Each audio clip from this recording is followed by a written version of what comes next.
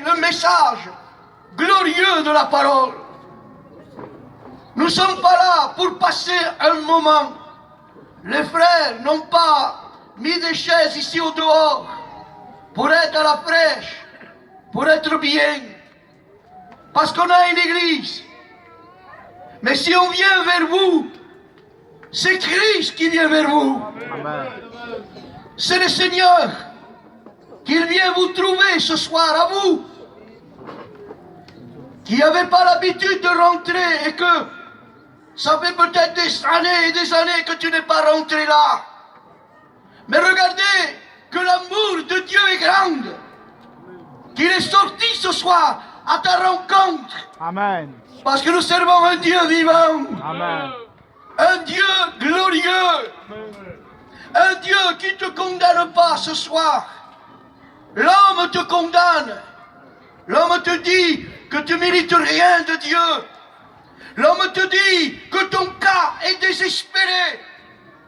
Que ton cas est incurable.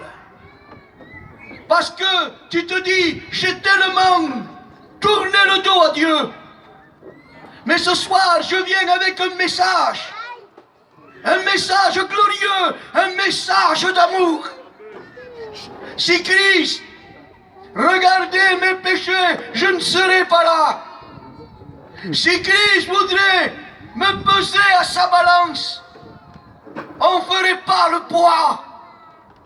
Parce que l'homme de nature est pécheur, est privé de la gloire de Dieu. Ce soir, il n'y a personne ici dans la cité, il n'y a personne non plus en ville qui mérite le salut de Dieu. Le salut de Dieu est un don. Le salut de Dieu a été parce que Dieu a tant aimé le monde qu'il a donné son Fils unique. Donné. Dieu a donné. Nous ne méritons rien de lui. Mais Dieu, son amour, l'a poussé à donner qui? Un ange? Un archange? Un chérubin? Non. Dieu a tant aimé le monde qu'il a donné qui? Son Fils. Jésus-Christ. Amen.